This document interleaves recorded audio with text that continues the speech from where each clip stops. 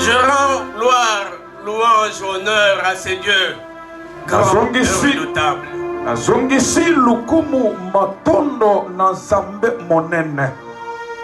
C'est lui qui a accepté que nous puissions nous mettre devant cette assemblée.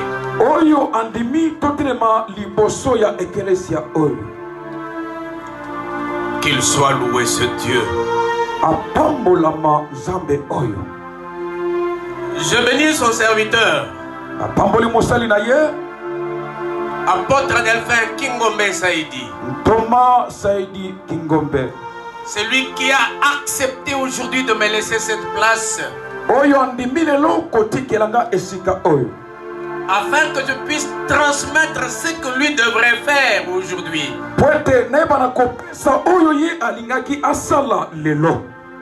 Comme c'est la voix qui vient du Seigneur, il m'a laissé sa place. Quelle grâce! Ce n'est pas donné à tout le monde. Je me dis tous les enfants de christocentrisme qui alliez écouter cette parole qui va sortir ce matin. Soyez bénis de ce Dieu grand et redoutable. Est-ce qu'il y a quelqu'un qui peut acclamer très fort le Seigneur? Je sais que dans 2 semaines, vous avez beaucoup mangé, vous avez beaucoup bu, vous êtes beaucoup réjouis.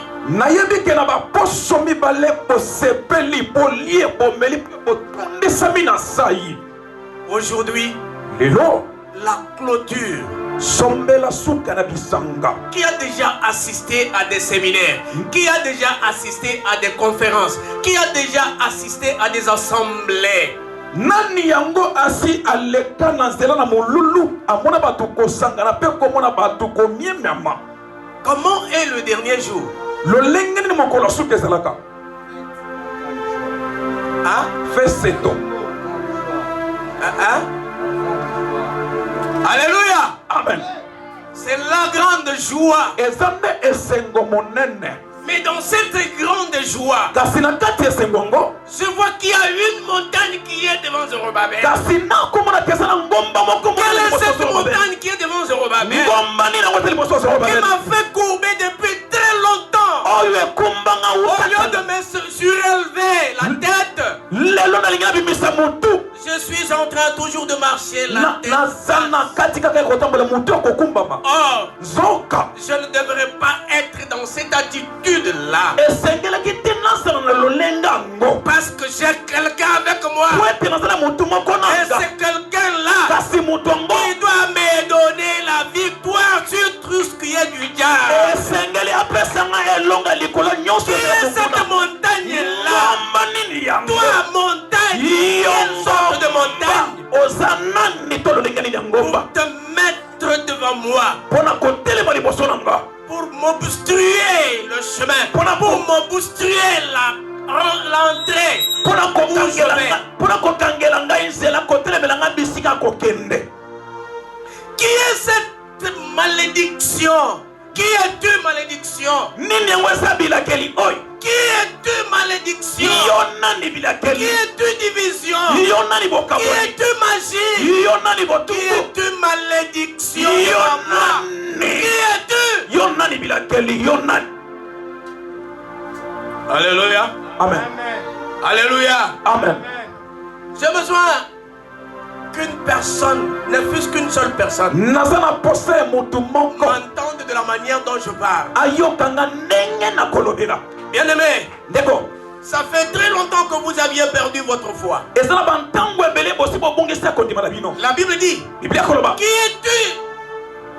Grande montagne devant Zorobabel. Tu seras aplani. C'est-à-dire, on va te rendre une plaine. Ah, vous voyez la plaine? Il n'y a pas de courbature non plus. Non. Non. La plaine, c'est la plaine. C'est toi, grande montagne, qui a fait que je puisse souffrir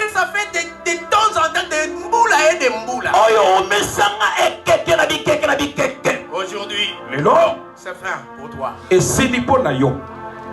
Est-ce qu'il y a quelqu'un qui peut dire Amen? Amen. C'est fini pour toi. Toi qui étais une grande montagne. Toi qui étais obstacle devant mes activités. Toi qui m'as toujours apporté l'esprit de dette. Je mets fin à ta vie. Alléluia. Amen. Alléluia. Amen. Laisse-moi vous dire qu'il y a des temps et des moments que le Seigneur Dieu notre Père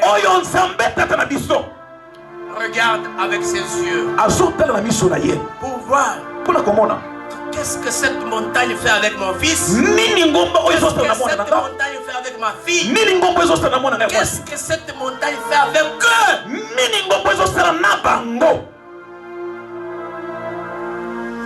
Il regarde. Mais le moment venu. Le moment venu. Tout ce qui était une grande montagne commence à se diluer. Ça se dilue. Alléluia. Amen. Ça se dilue. Parce que nous sommes au dernier jour de ce grand séminaire, de ce grand travail que les serviteurs de Dieu qui m'avaient précédé ont parlé de la part de Dieu. Et aujourd'hui, on va aplanir. On va aplanir. Écoutez, votre soeur, votre frère a ouvert son kiosque pour qu'il puisse travailler et recevoir un gain de ce travail.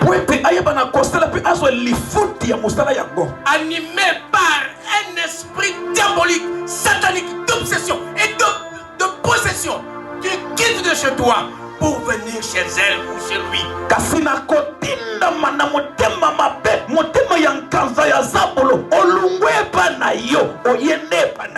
En tant que montagne et grande montagne d'ailleurs, tu vas lui dire, ma soeur, mon frère, je n'ai pas mangé, ça fait 3 jours. Si tu me donnais comme tu as ceci et comme tu as cela, donne-moi, je vais te payer 3 jours après.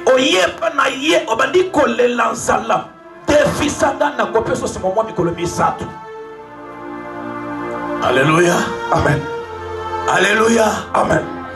Donne-moi, je vais te payer dans 3 jours. Et dans 3 jours, 4 jours, 5 jours, 1 mois, 1 année, tu ne payes pas. Quel sera le sort de ton frère, de ta soeur? Grande montagne de la vie de quelqu'un. Aujourd'hui, tu seras aplani. Tu seras aplani. Tu deviendras une plaine.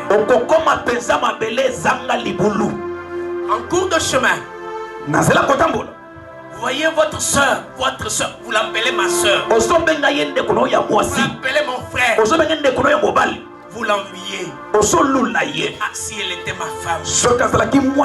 Ah, s'il était mon homme. Grande montagne. Tu seras aplani. Aujourd'hui. Alléluia. Amen. La Bible dit.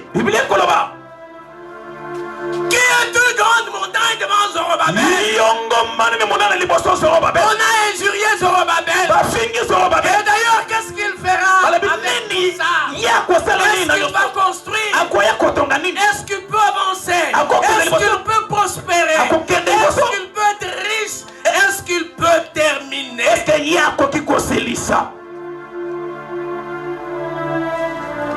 Or, Zorobabel n'était pas seul. Qui est Zorobabel? C'est toi. C'est moi. C'est nous tous. Nous sommes des Zorobabel. Qui auront maintenant une truelle. Ils auront une truelle. oyo bakozana esalelo une truelle. Alléluia. Amen.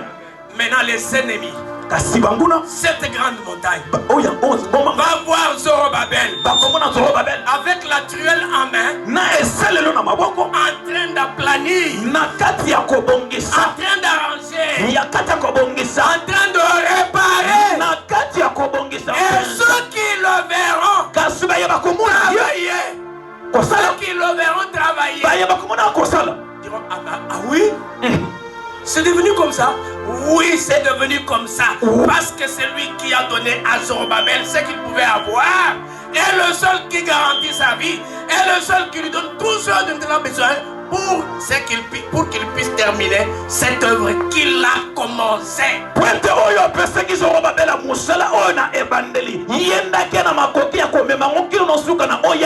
il a commencé, il y a quelqu'un derrière lui. Il y a quelqu'un en lui. Il y a quelqu'un au-dessus de lui. Il commencera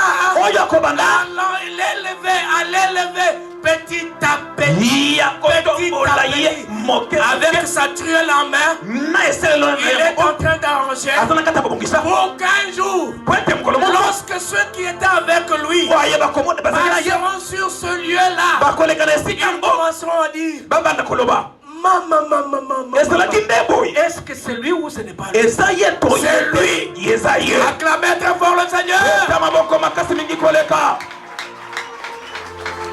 Amen, amen. Amen.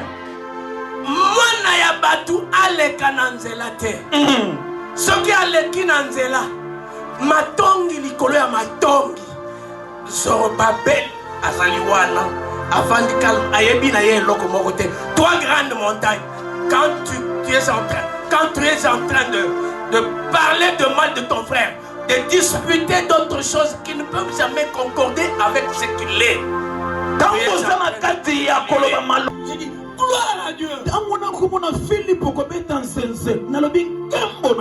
Lorsque votre frère est en train d'évoluer, est en train de prospérer, est en train d'aller de l'avant, soutenez-le.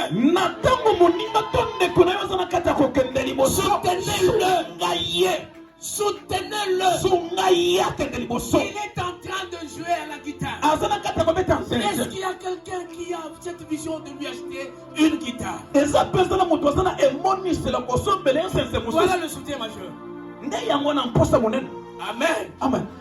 Je vois Dave en train de jouer au synthé. Il ne regarde pas sur les touches.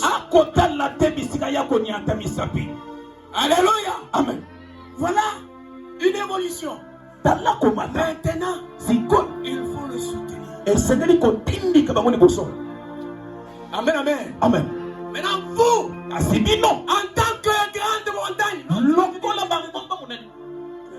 attention, ce n'est pas vous. Amen. Amen. Vous allez avoir. Donc vous, wana binote.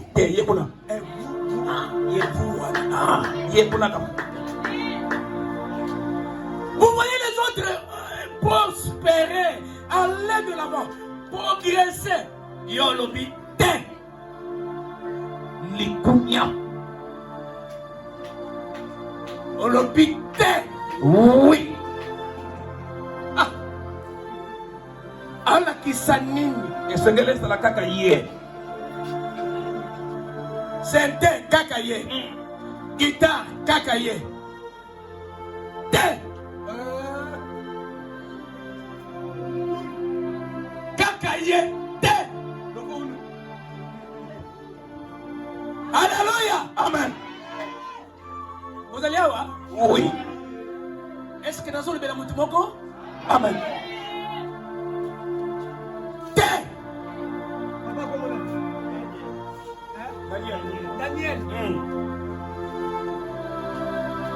Daniel azobeta nzembo alali na mabele mpona Yesu yolosia alakisa nini kekola na mabele nde likambo Lelo lekiti grande montagne ngomba monene leloko sila. Amen. Leloko sila.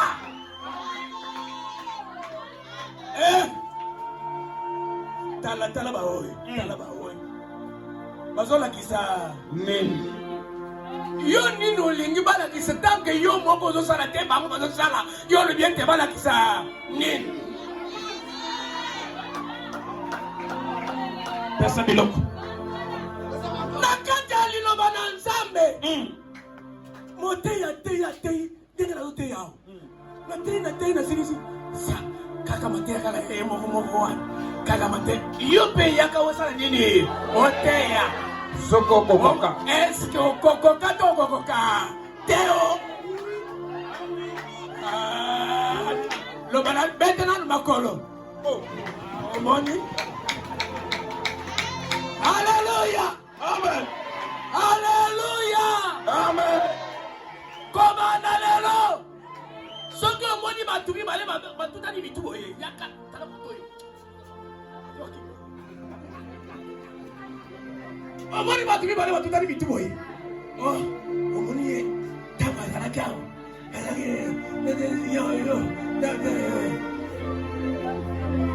Yo soki oleki na esika wana. Tala bango na lisu ya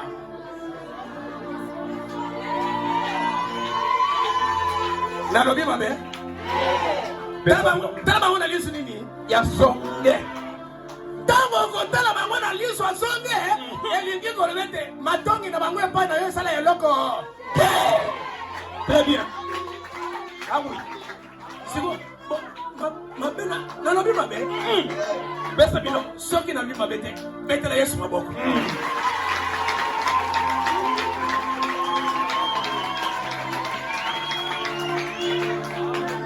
tika na yebisa yo papa posana te na monoko na biso te ya papa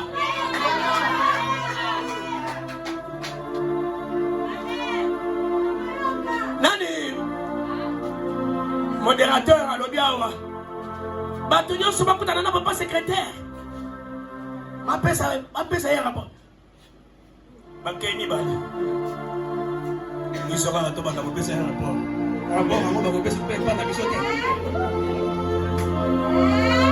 me toganga mibala ni bafrère bandeko kati na nkolo me makambo bozosala eza ya bandeko te grande montagne oui grande montagne soki omoni bango ndenge wana oyoki bango yebisa grande montagne amen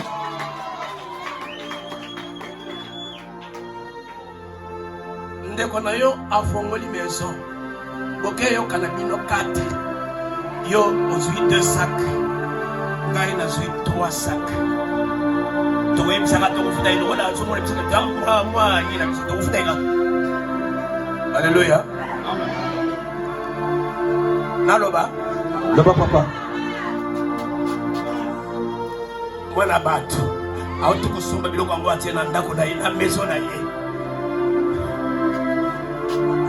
abongisi bien makasi alobi awa soki bandeko na ngai nyonso bayebi awa bakobanda koya moko nakozwaka meme mwa ampleur ya komata likolo nakende liboso amen amen amen nzoka bazosala makita na bango na molili ya kokweyisa oya ye azwi 2 sacs oya ye azwi 3 sacs oya bazoya ngonga moko te po oyebaki bakalaki na likita bakoya na ngonga mi ekeseni amen amen amen oya ye na ngonga yaya nauti kosunga ngai po to continue azwi akei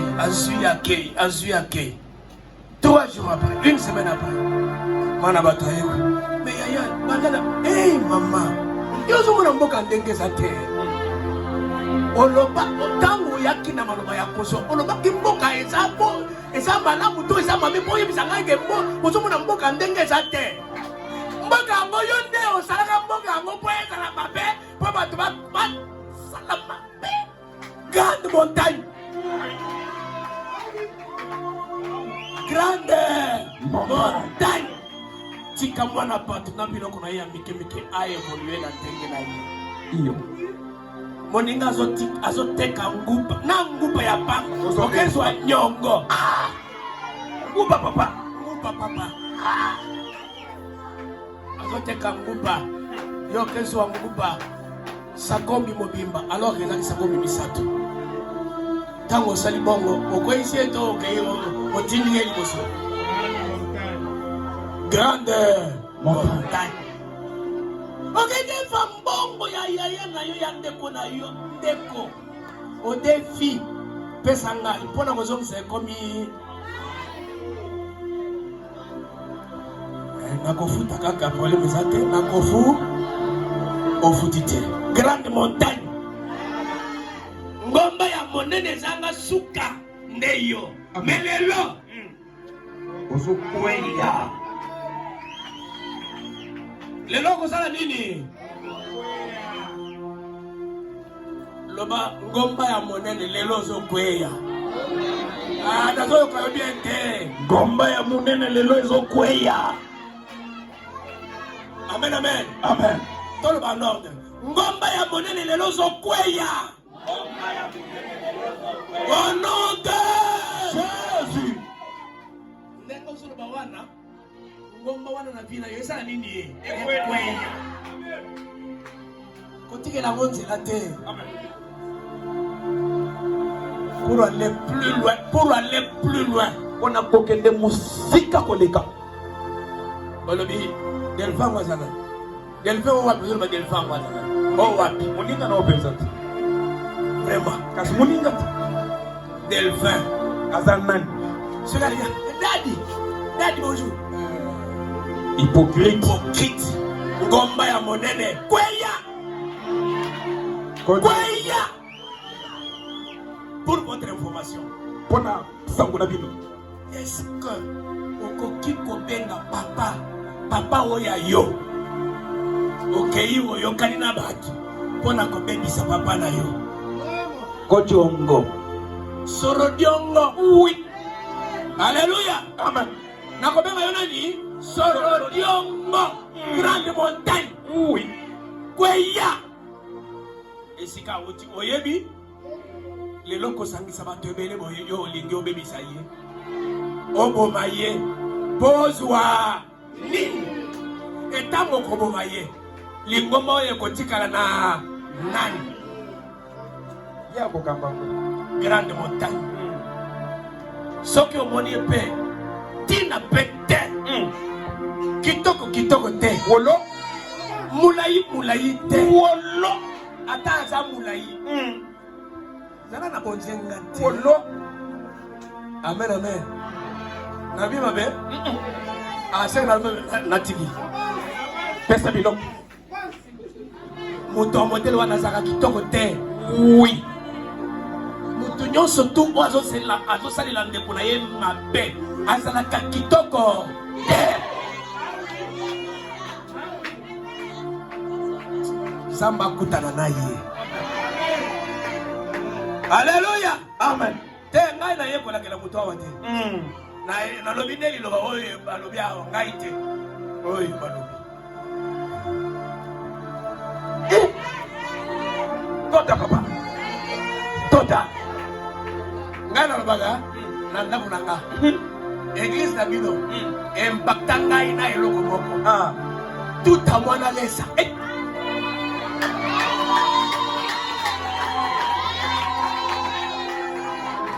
mwana bato azobina kitoko boye mpo na nzambe na ye yo olobi kaka mapeka oyo azosala boye esengeli nabebisa yango grande montagne tokokweyisa yo amen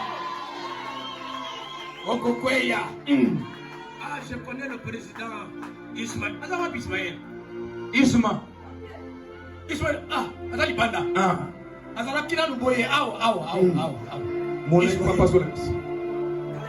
Ismaël mukusa awa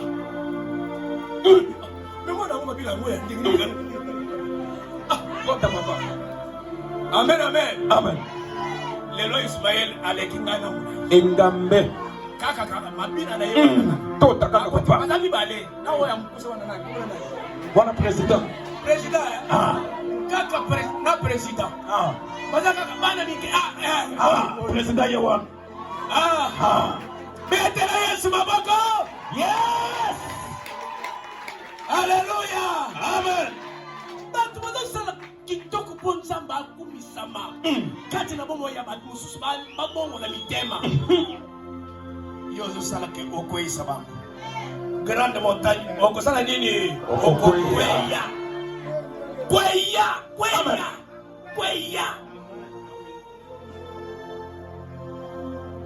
Moko. Papa kobenga ngai. To sali prière d'autorité. Autorité ya oyo bilukwino boyebi wana te. Autorité ya biso mibale. Pour toujours faire venir celui qui doit venir. Voilà. Amen. Tonyati. Junabatu abeta mbonda. Azobeta mbonda na ye. Kobeta te. Oh kaka ye alikaka kobeta ye moko. Biso nyonso. Mais yako obeta mapekisi yo. Grande montagne de okosala nini? Okokweya. Amen. Mwana na ngai ya mwasi a dirigé chorale ya moke ya bana malaika. Tala. Kaka ye kaka liboso bana na ye kaka. Yo ulingi na liboso asala nini? Asa.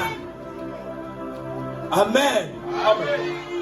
Je vous dis, il n'y a plus grande chose qui peut se manifester parmi le peuple de Dieu et qui peut le faire faillir jusqu'à l'extrême. Jamais. On ne pourra jamais voir cette grande montagne. Il faudrait que cette montagne soit aplanie. Et quand ça va s'aplanir, maintenant les enfants de Dieu commenceront à marcher la tête haute, de gloire en gloire, de bénédiction en bénédiction, de guérison en guérison, de prospérité en prospérité. Et tout cela sous la conduite du Saint-Esprit de Dieu en eux.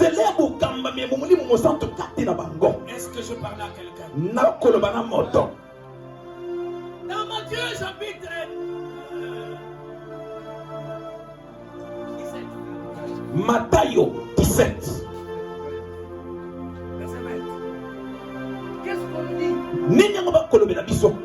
À cause de votre incrédulité, vous êtes ce que vous êtes.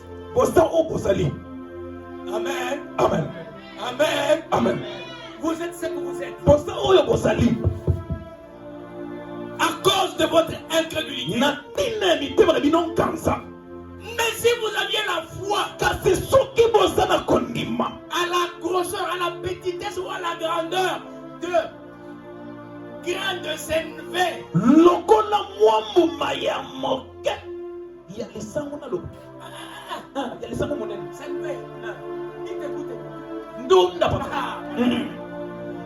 tu vois,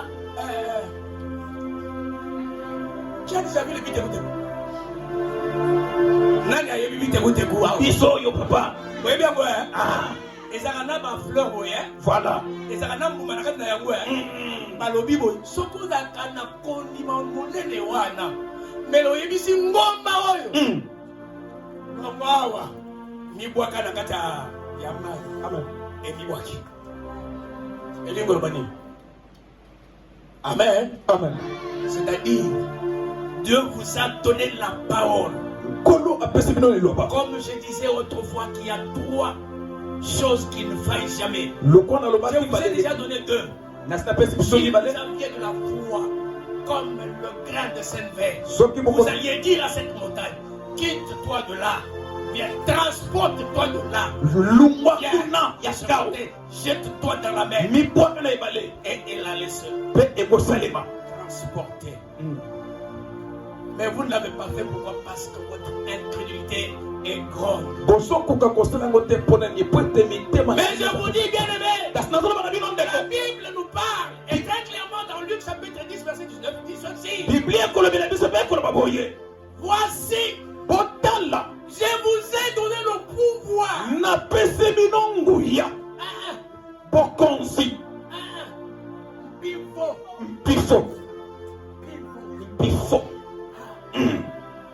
Alléluia. Amen. Est-ce que vous êtes ici? Amen. Qu'est-ce que la Bible dit? Voici. Je vous ai donné le pouvoir de de marcher sur les serpents, de marcher sur les scorpions, de marcher sur toute puissance du malin. Et rien ne va vous nuire. Et rien ne va vous nuire. À cause de cela, bien aimé, je vous dis, si vous avez ce pouvoir-là, si vous avez cette autorité, si vous avez cette puissance, vous avez tout dans votre vie. Et rien ne va vous nuire. Et vous sortirez la vie sauve, parce que c'est lui qui vous a donné ce pouvoir et vivant.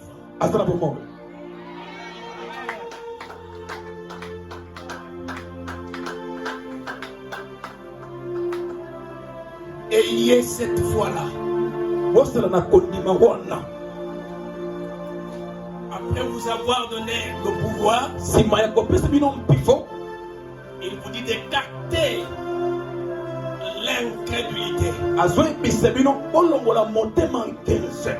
Amen. Amen. Pour terminer, la troisième chose qu'il ne faille pas, les bonnes œuvres. Les bonnes œuvres ne faillent jamais. Ce sont des bonnes œuvres que le Seigneur utilise pour apporter, pour amener quelqu'un même dans sa dernière demeure. Dans la tombe, vous allez être enterré avec vos bonnes œuvres. Et ce sont les bonnes œuvres qui parlent. Et ça parle. Alléluia. Amen. Je donne un exemple. Tabitha Dorcas. Lorsqu'elle était malade, elle est morte. Est-ce qu'on l'avait enterrée? Je demande à l'assemblée, est-ce qu'on avait enterré Tabitha Dorcas? Pourquoi?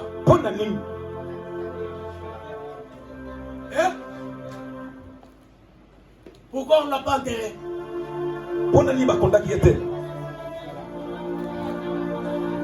Ah! Alléluia! Amen. Tabitha Dorcas n'était pas enterrée parce que Tabitha Dorcas était poète. Lorsqu'il était déjà sur le lit étalé, morte, les œuvres ont commencé à crier devant Dieu. Les veuves s'approchent. Regardez ce que Maman Tabitha Dorcas avait pouvoir. Maman Tabitha, plus d'un sont venus, plus d'un sont venus. Voilà ce que Maman Dorcas Tabitha avait pouvoir. Ça c'est, vous appelez comment? Daniel. Daniel, là-bas, Daniel, c'est Io. Ça, c'est l'église de Daniel. Io. Daniel. C'est Daniel qui a fait. Si j'ai payé cette maison, c'est Daniel qui m'a payé. Daniel, les frais de loyer. Si j'ai acheté cette chemise. Alléluia. Amen. Alléluia. Amen. Dieu du ciel est témoin. Tout ce que je porte, de bas en haut, de haut en bas, c'est dans mon église. Ça, c'est la vice-présidente de protocole qui m'a acheté ça. La chemise. Le premier diacre, chez nous on a souvent appelé comme ça. Le premier diacre qui m'a acheté ça. C'est 3 pièces. N'en parlons pas pour ceux qui sont de l'autre côté. Les bonnes œuvres parlent. Est-ce que ma fille Meda, elle n'est pas venue aujourd'hui? Elle est là. Elle connaît tout ce que je suis en train de dire. Elle connaît. Alléluia. Amen. Alléluia. Amen. Les bonnes œuvres parlent. Misala malamu elobaka. Et vous savez une chose? Oui, mais comment? J'ai connu un collègue de travail. Na yedi moninga na ngaboko na musala. Loboko na yeza ngaka boy. Loboko pete. Loba soki azaka na ngote. Pete. Bible lobi esika ya malamu soki omoni eloko ya malamu sala nini? Benda. Oui. Ngai pe na lobi na kotika la simate na bendi yango. Désormais oye pai na ngai. Soki eza na poche na sali nini? Na pesio. Quelle que soit difficulté, à ta passe, aussi tu sois un jour. Mais na webi sa yo mutu to sana na yeti. Alléluia. Amen. Amen, amen. Amen. Na yebi sa bino mutu to sana na yeti. Eza tina te, eza boye te. Boye. To swana ka ko misala malamu. Ah! Keba ndemo so kende wana. Sikoy. Wewe kosonga makolongolo hao. Makolo soso. Amen, amen. Amen. Kaka ndenga loba pe ndenga zo makolo soso. Eloko malamu landa yango salila yango loboko na Nzambe et vous allez likolo na yo. Amen. Mais toutes les grandes montagnes dans le compagnon se kokoya. Amen, amen. Amen. Kaba. Pesa. Elonga. Nangambu na ye. Bikamwa esalemela yo. Amen. Est-ce que vous pouvez aller là? Amen. Sois béni, sois béni, sois béni. Amen. Sois béni. Amen. Sois béni. Amen. Sois béni. Amen. Sois béni. Amen. Pourquoi? Pour la nuit. Le Seigneur, Dieu que nous servons, est vivant. Zambe to kosalela asana bomo. Isala malam. Eko komisa yo na bisika ya kovanda na bato ya minene. Amen. Isala malam. Ah, namoni mwana mobali oyo. Asubaka ngai tango nazaki na pasi. Lelo nakomi na bozwi. Papa ozosala msani. Oh, mama na debrouille yaka nano. Aye. Mbala moko mosala ya boy. Amen. Alléluia. Amen. Bato biso banandaka biso pamba te. Mosala malamu. Et surtout tata oyo. Nzamba pambola église oyo ekoma minene. Amen. Botonga ba étage. Très bien. Je déclare en tant que serviteur de Dieu, botonga ba étage. Amen. Église na bino bokotonga. Soki bosombi lobango. Église na bino bokotonga cette fois-ci est dans un étage. Amen. Bravo Seigneur. Un étage, ton a pas la gueule. Beaucoup na batu ebele koleka. Très bien. Nangambu oyo église oyo koki ko se comparer na église christocentrisme et kozala teo. Amen. Je l'ai déclaré aujourd'hui le premier jour du mois de décembre 2024.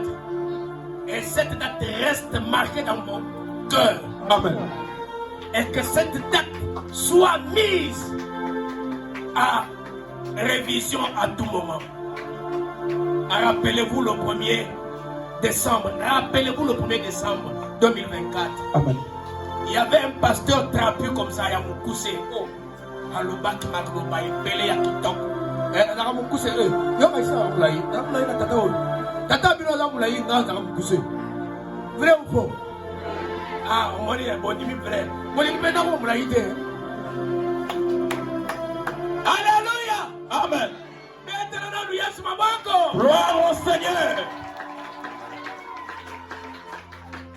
J'ai déjà tout dit. Maintenant, mettons en pratique les bonnes œuvres. C'est quand on tient na misala malam. Ce qui est l'église, et vous allez tomber ma casse. Toujours pas le pasteur Delphin. Apôtre Delphin. Mon salam il y a 14 jours. Et ça peut-être bien aimé. Amen, amen. Amen. 10 000 francs. J'ai dit bien 10 000 francs chacun. En commençant par moi-même, 10 000 francs. Dans la poche, ça va dans l'ensemble. Boyoka. Boza na mato ya usana nini. Mabambo liango. 10 000 francs à chacun. Ce que au moni, ça m'a pas comme 50 ans. Voilà. Un exemple, en commençant par moi-même, oui. Alléluia. Papa Daniel, t'as que la main 10 000 francs. Ça m'a dit.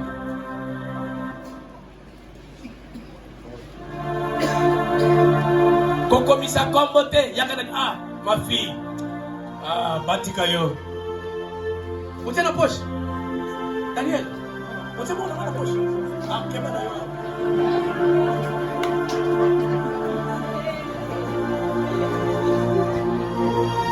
Ma fille, ça va pas. Je vais prier pour tout le monde ensemble. Ouais, tu vas les savoir. Ouais, mais 10 000. On a qui ça 1 militaire. Boye Misaya, les qui ça 1 militaire, les collègues à voir. Hein? Maman, Vanier, ça dit qu'elle a pas à voir. Oui, mais pour moi, dans le monde, c'est bon. Yaya, kana pas moula. Zonga, tout le monde. Ah ouais, ma pèse. Merci, ça va pas moula, Yaya. 10 000 francs, s'il vous plaît. Maman, dans 5 $, dans le 10 000 francs, tu peux pas me dans Zambo. À Sali, merci, monsieur Nanzam. Qu'on paie 5 000, il y a 10 000. Oui, biti Nanté. Papa, Zamba pas moula, monsieur Nanzam. Merci, Papa Nanzam. Zamba Monayo. Loboko Nanzambe na Mouya Isala Likolo Nayo.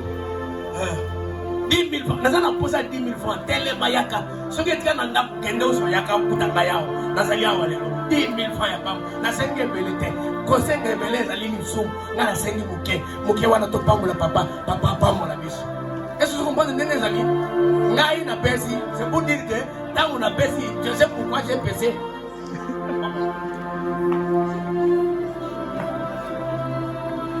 Oh. Je sais pourquoi j'ai pesé, oui. Oui. Ok. Si vous avez un panier, 10 000 francs, tu as un panier. Ouais, c'est un panier à savoir. Ouais, c'est un panier à savoir.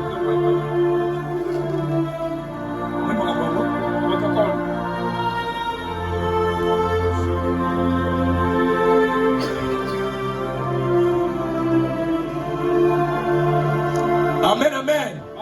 Amen, amen. Faites un peu de bruit pour le Seigneur. Acclamez très fort le Seigneur. Maman Yaka. Vous avez un protocole, non? Et bon, vous protocole, vous dites, vous avez un bon mot, Djabouna.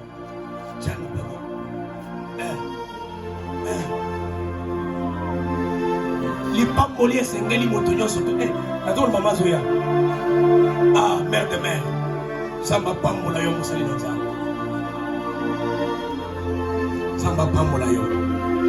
Merci, maman Nanaï. Merci, maman Moboti. Ça m'a pas mon aïe. Amen, amen. Tiens, tiens, ok. Mon tonneau surtout père à qui peut participer. Sans problème. Il y a 5 000 tiens. Ah ouais, tiens, ah ouais. Je sais le pourquoi. Le Seigneur est avec nous ici. Topa mola mosali na nzambe oyo topa mola ye esengeli azwa na 14 jours asali a récupéré moi miliki moi et c'est moto et c'est moté et c'est mon papa ça là non tellement à 5 000 francs 5 000 ceux qui ont été balokayo te nalobite balokayo oyo to yo te yekuna alo ba o wana na pose ya nambo na bale ya ma alingana no ya kuna bale ya yaka 5 000 ah ma fille à moi tiens que mon Dieu te bénisse ma fille oh la maman de maman ma Blandine ça va pas mon maman nangai. Merci, vous savez, dans Zambé, ça m'a mon abba qui s'est belé. 5 000, je prononce des paroles sérieuses. Venez s'il vous plaît, avec 5 000 francs. Bon Zambé, la mission Zamba Kamba Mine. Zamba Makamba Mine. Zamba Makamba Mine. Asana Kamba Kamba Kamba Sakabat. Zamba Makamba Mine. Zamba. Merci, Zamba Pambola yo, papa. Merci, ma fille. Zamba Pambola yo. Yaka, Yaka Libosa. Sikoyo, ozoyoka, sikoyo, tozokuzamba pambola yo ma fille. Sikoyo ndeko, kata nani, kata eloko. Sikoyo kata nani. Merci. Ah, ma fille à moi, ma souci. Ma fille. Zamba pambola yo ma fille. Zamba pambola yo ma fille. Bana na ngai ya basi nzamba pambola bino. Nzamba pambola bino. Zamba pambola bino. Ah. Zamba pam protocole moko aya na noawa. Protocole yaka. Tika distraction. Nazomona maman azo bouger kuna te. Pesa maman kuna suka. Maman kuna aya kotia. C'est une bénédiction incontestable, incommensurable. Maman, pesa maman kuna. Maman aya kotiao. Bino mozoye bote eza secret munene. Ya meda na kosi. Maman aya kotiao. Kutana na miss mabete. Mutu nyonso to azo le gars so tali na miss mabe, o la kela mi mabe. Alléluia. Amen amen. Koto yo biso ko la kala kama. To la kela kama bete. To pamola kande.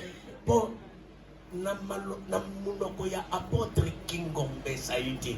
Etikale ko bi mama no ya ko la kela mabe te. Nakosi? Ya zo sala boy. Bala na ngai. Ah bien, vous avez un papa qui toque. Les lois sont mokolo ya kopambola yo. Kitoko to kitoko te. Mais kitoko zo bana mnongara ya ko pesa 5000. Na la biba be? Siko zo boye, o ko boye. Ah, mo senda nzambe. Zamba pambola papa na ngai. Ah.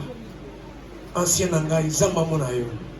Ngai na lingika ka bato ya bazala na pembeni na yo. Lokola bazaka pembeni na yewan basala musala na yelongo lokumu na nzambe. Ah mwana ngai mobali ozobima tozo ya koto. Ah nzamba pambola yo yaya. Nzamba pambola yo vraiment soki boyete nzamba mona yo yaya. Koza mukusa lokola ngai za litsumo te. Eza boyete. Bozo papa la bino mukuse. C'est bon fini ngai mukuse. Papa comme ça ngape mola yite. Alléluia. Alléluia.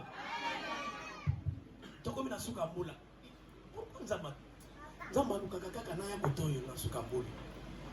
Amen. Soki na yebisi biso balatisa kingai. Ezaki lisumute.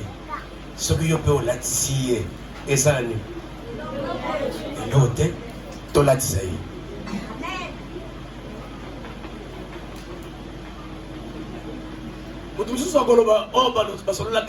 Jamais, jamais. Makambo nyonso nazo sala awa. Eye la kakaka. Ah, mon fils. Vous pouvez ça